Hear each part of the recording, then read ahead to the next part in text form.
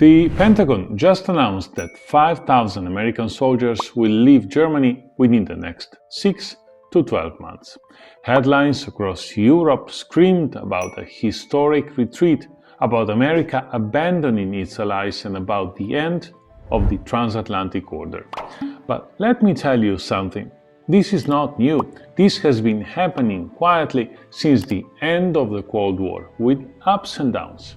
Did you know, for example, that despite all the talking, the US actually increased its troops presence in the last 5 years, and that even after this withdrawal, there will be still more troops than in 2005 or 2020?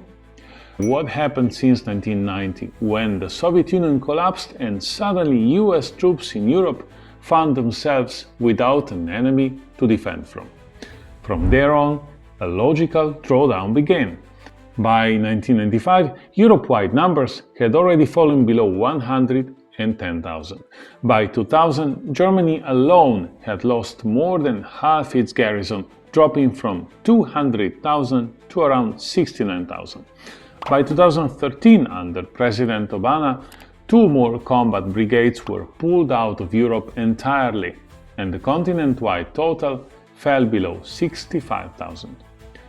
But here is what the headlines usually miss. Not everyone was withdrawing equally. Italy stayed almost perfectly flat.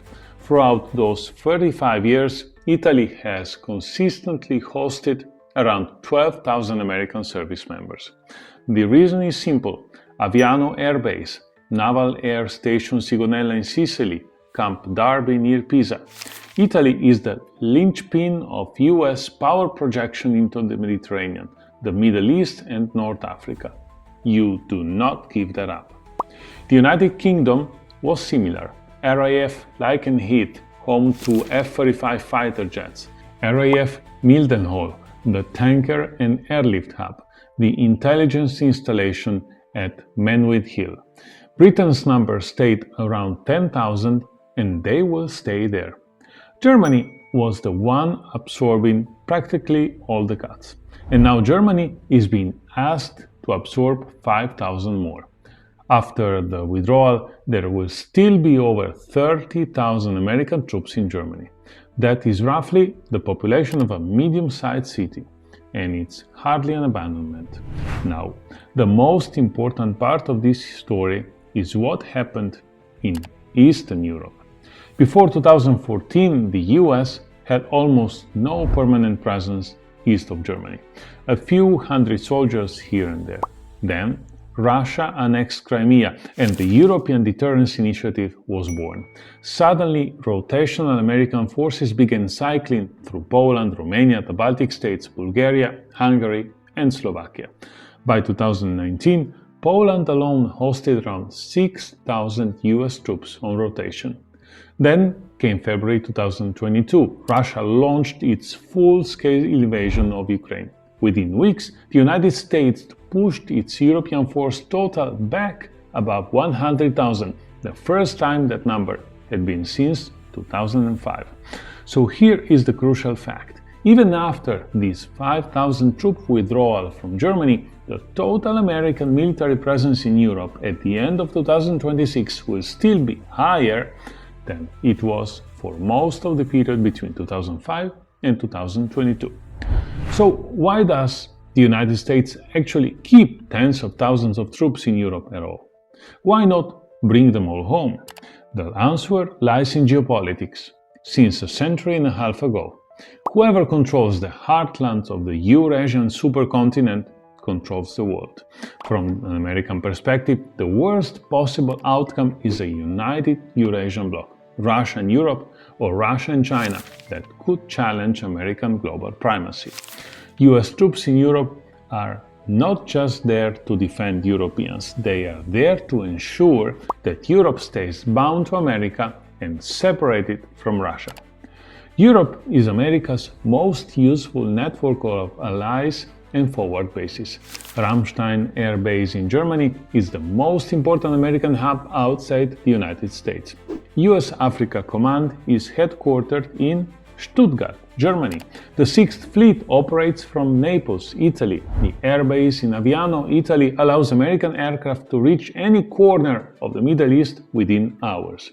And beyond the bases, Europe gives America political legitimacy. A NATO with 32 members carries weight that Washington alone simply cannot replicate. Now, you might have heard about the US demand that Europeans spend more on their own defense.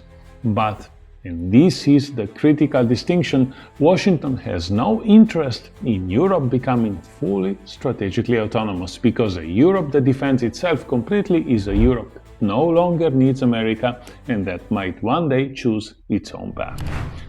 4 structural military dependencies keep Europe tied to the United States, regardless of defense spending. Strategic air and sea transport. The US operates numerous transport aircraft that Europe simply doesn't have, plus it bolsters 11 carrier strike groups. Europe has 6 light to medium carriers combined and only 1 nuclear, the French Charles de Gaulle. Projecting power beyond European borders without American logistics remains impossible to Europe. Satellite navigation. Europe's Galileo is a civilian system not hardened against military jamming. In a real war, European precision weapons run on American GPS. Intelligence. The Five Eyes spy network has no European equivalent in scale or reach. Crisis interoperability depends in practice on Washington sharing what it knows. And deepest of all, nuclear deterrence. France has a fully sovereign deterrent, but it covers only France. Britain's Trident depends on American maintenance and infrastructure. Germany and Poland are talking about nuclear options, but independent capabilities remain politically and technically out of reach. The nuclear umbrella over Eastern Europe is and will remain American. So, will Europe ever be able to make American troops truly redundant? In conventional terms, gradual process is real and likely to continue.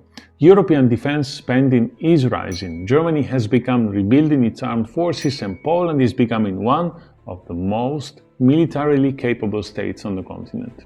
But to replace the United States fully, to build what you might call a genuinely European NATO, Europe would need much more decades-long investment and, crucially, a level of political integration that would require member states to surrender sovereignty that they are not ready to give up. The 5,000 troops leaving Germany are a signal, partly political, partly financial, partly a reflection of American strategic attention shifting towards the Pacific. But they are not the end of the American presence in Europe. They were never going to be, because the United States needs Europe just as much as Europe needs the United States. The relationship is not equal, it never has been, but it is mutual, and that mutuality is, for now, enough to keep the alliance alive.